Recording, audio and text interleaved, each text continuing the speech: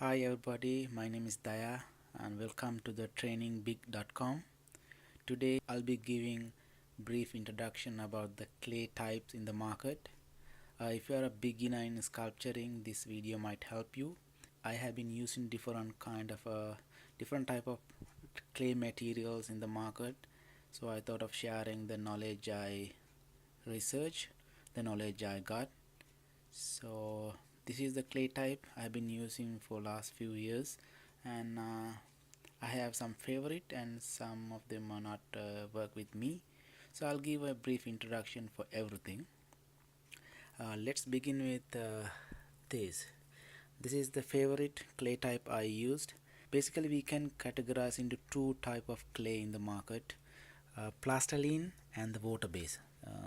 In other words, plastiline means oil-based clay and other one is water-based clay. So you can clearly distinguish the differences of the clay.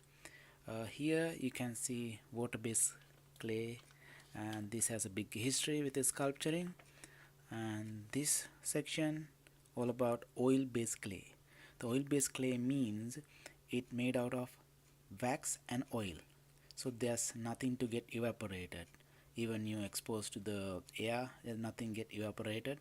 Because of that, no cracks will appear on the surface. But when you are working with a water base, definitely you have to cover with this kind of polythene or plastic bag, otherwise it get cracked and it get hardened very fast. So we'll go one by one.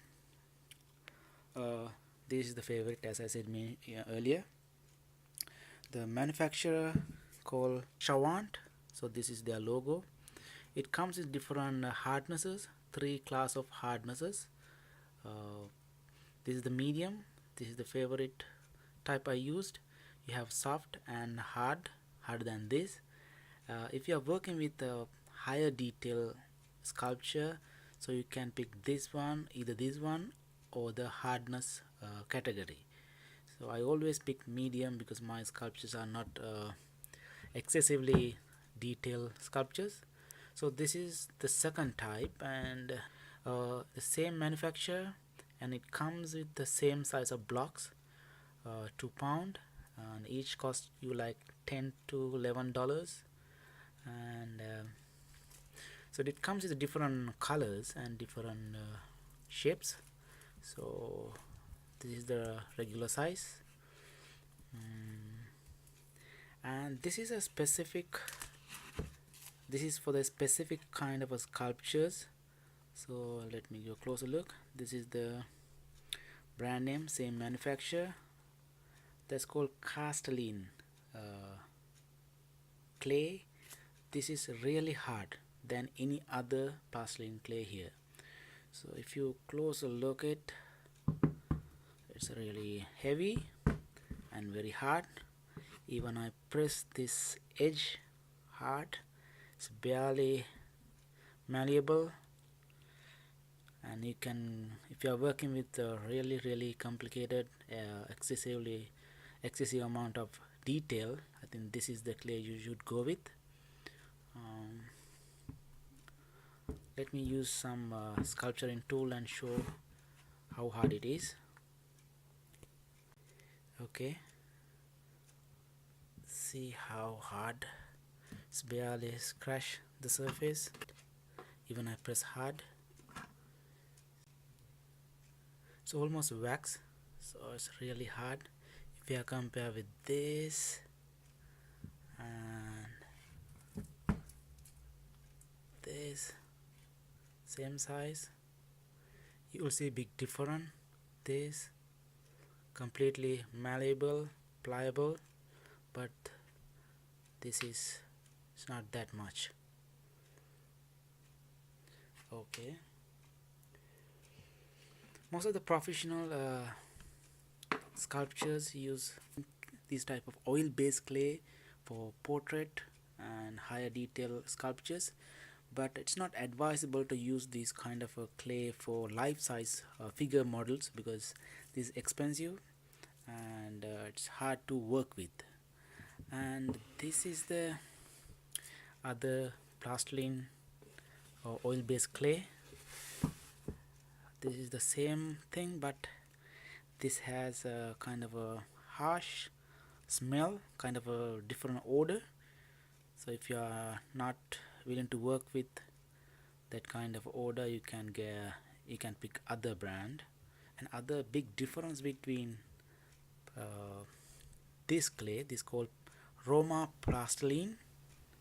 This is the this is how it comes. uh, you can see number indicate the hardness level of the clay. There are two differences between this Romaplastiline and other Sawant plastiline clay. The Romaplastiline has kind of a harsh smell, kind of odor, and by Sawant clay doesn't have any odor and easy to work with. Another difference is these three Sawant clay types doesn't contain any sulfur.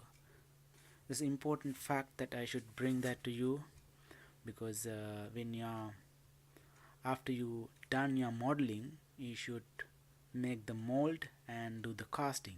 So when you're doing the molding, then nowadays people use silicon mold. So silicon and this porcelain should not react each other, otherwise our sculpture gonna be ruined. So always pick a clay that doesn't have any sulfur. So see, if you see the label specifically mention sulfur free porcelain, so it won't any conflict or any problem when you are doing silicon mold with this clay. Of course, when you're working with water-based clay, there won't be any issue with molding, because it doesn't have any sulfur anyways. If you think about price difference, there's not much of a big difference.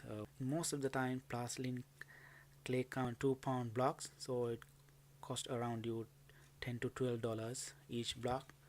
So this is how does water-based clay look like. Let me take a small bit.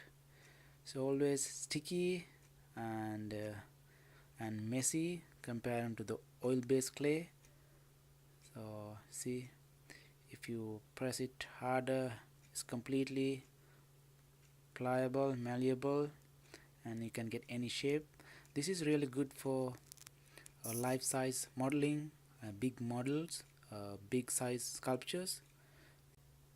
The next important fact is water based clay always cheaper than the oil based clay. You can buy big blocks for $20. So this is just a one block, half of the one block. You'll get two big blocks for $20. So that's why it's always good, if you are doing a life size model, go for a water based clay. But it always messy, so it's better to work clean and tidy. But you can keep your environment clean all the time when you're working with. So have a wet towel around you when you drop something, some small clay, just clean it up.